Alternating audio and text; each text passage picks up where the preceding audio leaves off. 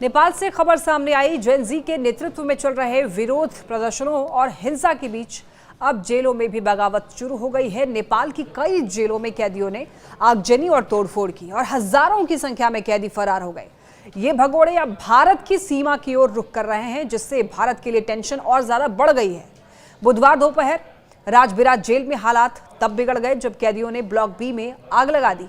धुआं फैलते ही अफरा तफरी मच गई और कई कैदी मौका फायदा उठा करके वहां से भाग निकले।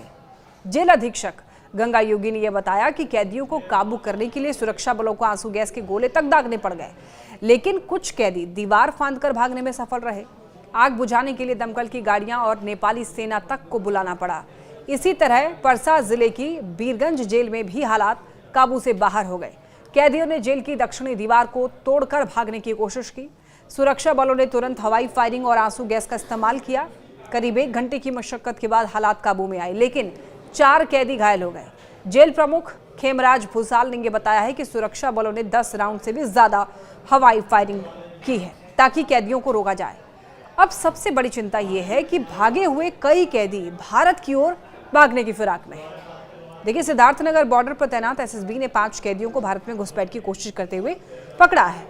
पूछताछ के बाद उन्हें नेपाल पुलिस को सौंप दिया गया, लेकिन हजारों की संख्या में जो कैदी फरार हुए हैं उनमें से कितने अब भी बॉर्डर की ओर बढ़ रहे हैं, ये सबसे बड़ा सवाल है। काठमांडू की दिल्ली बाजार जेल से भी बड़ी संख्या में कैदी भाग निकले हैं। वहां भी भ्रष्टाचार विरोधी प्रदर्शनों की अफरा तफरी का फायदा उठाकर कैदियों ने जेल तोड़ी और वहां से फरार हो गए। हालात को देखते हुए भारत नेपाल सीमा पर हाई अलर्ट घोषित कर दिया गया है। एसएसबी यानी कि सशस्त्र सीमा बल, जो कि 1751 किलोमीटर लंबी भारत नेपाल सीमा की सुरक्षा करती है, अब पूरी तरीके से मुस्तैद हो चुकी है। अधिकारियों का ये कहना है कि नेपाल में पुलिस की स्थिति बेहद ही कमजोर हो गई है।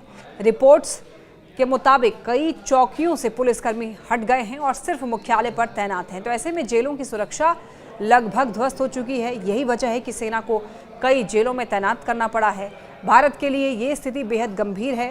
नेपाल से फरार कैदी अगर बॉर्डर पार करते हैं तो सीधी चुनौती भारतीय सुरक्षा एजेंसियों को झेलनी होगी।